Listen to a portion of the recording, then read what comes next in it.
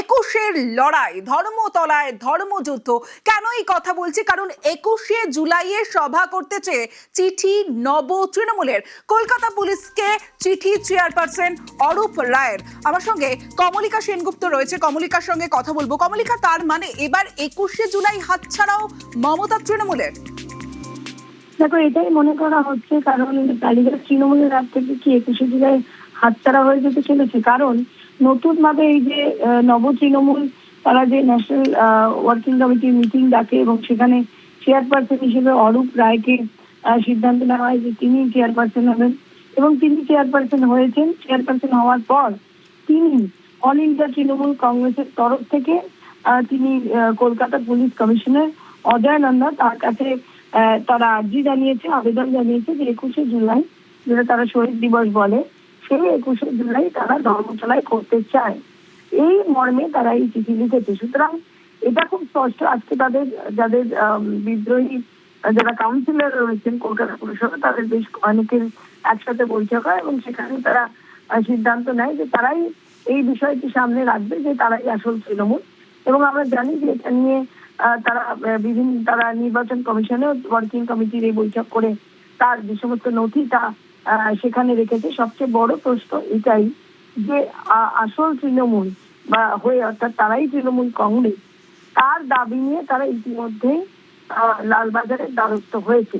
এবার অন্যদিক থেকে আমরা দেখতে পাচ্ছি যে কালীঘাট কংগ্রেসের তৃণমূল একটা তারা কমপ্লেন করে পুলিশের কাছে যে তাদের নাম ব্যবহার করা হয়েছে। কিন্তু আসলে কারা আসল তৃণমূল কংগ্রেস সেটা অবশ্যই নির্বাচন কমিশন সিদ্ধান্ত নেবে এবং সেটা আমরা দেখতে পাবো যে কি হয়।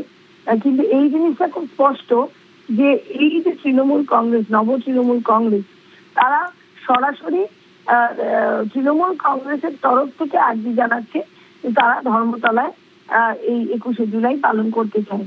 সুতরাং এটা খুব স্পষ্ট যে ধর্মতলায় ধর্মযুদ্ধ হতে চলেছে। বেশ, নিউজ 18 বাংলায় এক্সক্লুসিভ নব তৃণমূলের সেই চিঠি আপনাদের দেখাচ্ছি, যেখানে 21শে জুলাই সভা করতে চেয়ে চিঠি নব তৃণমূলের।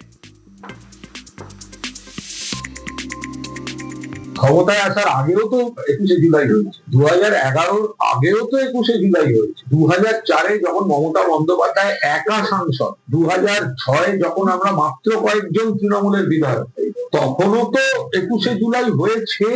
1993 সালে 21শে জুলাই মমতা বন্দ্যোপাধ্যায় ডেকেছিলেন, সেদিন তো তৎকালীন প্রদেশ কংগ্রেস তো বিরোধিতা করেছে। দলের থেকে বড় কথা, মমতা বন্দ্যোপাধ্যায়ের আন্দোলনের স্রোতের শহীদ তর্পণ, ফলে মমতা বন্দ্যোপাধ্যায়ের অধিকার আছে এই শহীদ তর্পণটা করার।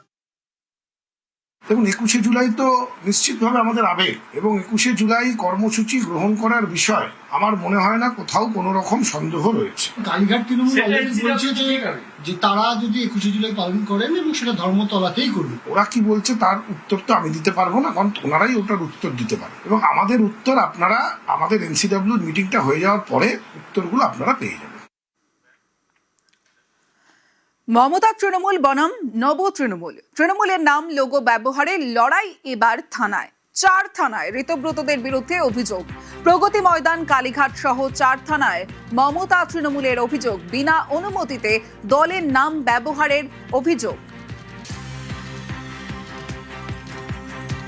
আমরা 22শে জুন আমরা একটি মিটিং করে ন্যাশনাল ওয়ার্কিং কমিটি এবং ওয়ার্কিং কমিটি আমরা তার সিদ্ধান্ত নিয়ে ফেলেছি। অরূপ রায় আমাদের চেয়ারপারসন, তো সেইটাও আমরা সিদ্ধান্ত নিয়ে ফেলেছি। তো সেই কারণেই আমরা এই মিটিংটা এখানে করেছি তৃণমূল কংগ্রেসের লোগো নিয়ে। এতে তো কোনো অসুবিধা নেই কোথাও। ওনারা বলছেন এটাতে নাকি প্রতারণা করা হচ্ছে। সেটা ওনারা কি বলছেন ওর জবাব আমি দেব না। আমরা সঠিক পথে আছি এবং যা করছি সেটা আইন মেনেই করছি, এটুকু আপনাকেই বলতে পারি। 22শে জুন নিউ টাউনের এক অভিজাত হোটেলে বৈঠক, যেখানে ঋতব্রত বন্দ্যোপাধ্যায় শিবিরের তরফ থেকে জাতীয় কর্মসমিতি তৈরি করা হয়। একই সঙ্গে আগামী দিনে অল ইন্ডিয়া তৃণমূল কংগ্রেস কিভাবে পরিচালিত হবে সেই বিষয়েও সেই বৈঠকে সিদ্ধান্ত নেওয়া হয়েছিল। সেই বৈঠকে মমতা বন্দ্যোপাধ্যায় ছবি না থাকলেও তৃণমূল কংগ্রেসের নাম এবং লোগো ব্যবহার করা হয়। 27শে জুন EM বাইপাসের দ্বারা এক বৈঠক, যেখানে কলকাতা পুরসভার বিভিন্ন কাউন্সিলরদের নিয়ে বৈঠক করায়। সেখানেও মমতা বন্দ্যোপাধ্যায়ের ছবি না থাকলেও অল ইন্ডিয়া তৃণমূল কংগ্রেস নাম এবং তৃণমূল কংগ্রেসের যে জোড়া ফুল সেই লোগো ব্যবহার করা হয়।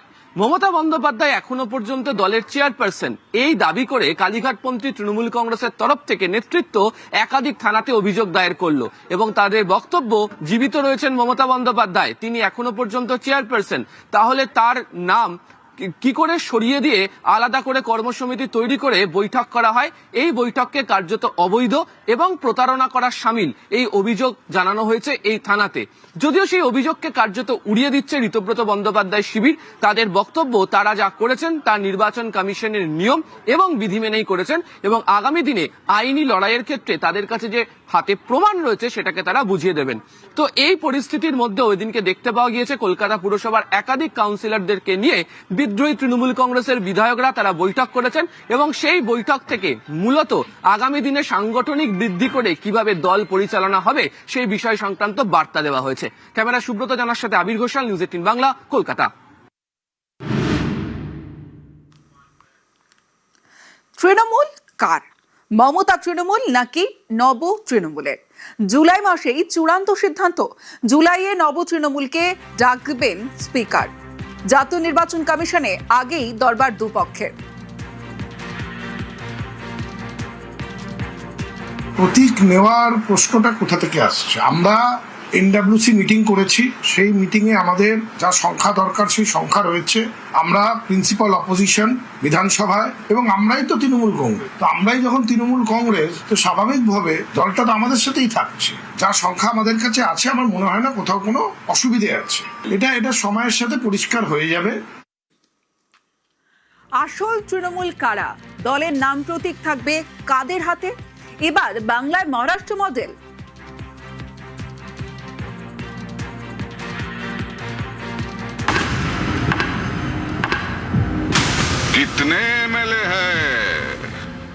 ভোটে হারার পর থেকেই তৃণমূলে ভাঙন, তৃণমূল বনাম তৃণমূলের লড়াই। একদিকে মমতা বন্দ্যোপাধ্যায়ের তৃণমূল, আর একদিকে নব তৃণমূল। তাদের লড়াই এখন এমন জায়গায় গেছে যেটা দেখলে হয়তো গব্বর সিং বলতেন কিতনে এমএলএ হয়, কারণ এটাই হচ্ছে আসল কথা, কার হাতে কত সংখ্যা। দেখুন, একদিকে হচ্ছে নব তৃণমূল, আর একদিকে হচ্ছে মমতার তৃণমূল। নব তৃণমূল গত 22শে জুন একটি বৈঠক করে, ওয়ার্কিং কমিটির বৈঠক। সেই বৈঠকে ঠিক করেছেন তারা চেয়ারম্যান হিসাবে অরূপ রায়কে, যেটা দেখে অনেকে বলছেন এ তো মমতাহীন তৃণমূল হয়ে গেল, কারণ মমতা বন্দ্যোপাধ্যায় ছিলেন তৃণমূলের চেয়ারম্যান, এই নব তৃণমূল চেয়ারম্যান ঠিক করেছেন অরূপ রায়কে। উল্টো দিকে মমতা বন্দ্যোপাধ্যায়ের তৃণমূলে কিন্তু বসে নেই, তারা যেটাকে অস্ত্র করছেন সেটা হচ্ছে 2023 সালের একটি মামলা। শিবসেনা সেই মামলায় সুপ্রিম কোর্ট যে পর্যবেক্ষণ দিয়েছিল সেটাকে তারা অস্ত্র করছেন। সেই মামলাটা কি? Subhash Desai versus governor of মহারাষ্ট্রের মামলা। সেইখানে সুপ্রিম কোর্টের পর্যবেক্ষণে বলা হয়েছিল যে দলের প্রতীক আর ভাবমূর্তি দেখেই কোনো একজন প্রার্থীকে ভোটাররা জয়ী করেন। তাই ভোটের পর সেই প্রার্থী যদি অন্য কোনো দিকে চলে যান এবং তার মতো আরও অনেক প্রার্থী যদি অন্য কোনো দিকে চলে যান এবং দাবি করেন যে তারাই আসল সেই দল, সেটা কখনোই করা যায় না। মানে সংখ্যা থাকলেই, সোজা কথা যেটা সুপ্রিম কোর্টের পর্যবেক্ষণে স্পষ্ট হয়েছিল, যে সংখ্যা থাকলেই দাবি করা যায় না যে তারাই আসল দল। সুপ্রিম কোর্টের এই পর্যবেক্ষণকেই এই মমতা বন্দ্যোপাধ্যায়ের তৃণমূল যারা আছেন মমতা বন্দ্যোপাধ্যায়ের সাথে, তারা অস্ত্র করতে চাইছেন। পাল্টা নব তৃণমূল বলছে যে আমাদের হাতে যেখানে সংখ্যা, তাহলে দল এবং প্রতীক দুটোই আমাদেরই পাওয়ার কথা।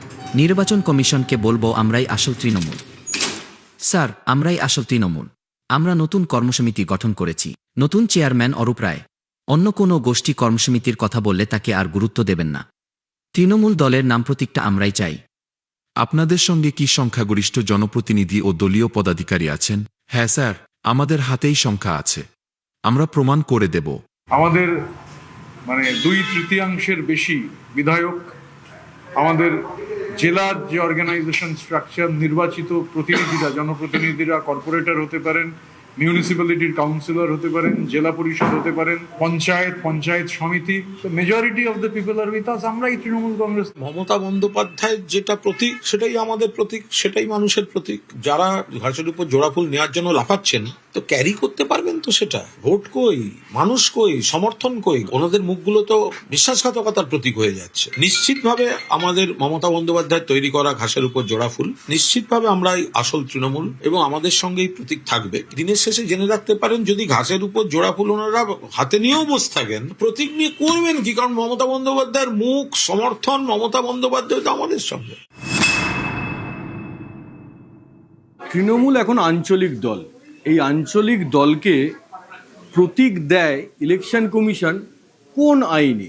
সেই আইনটা হচ্ছে election symbols reservation and allotment order 1968।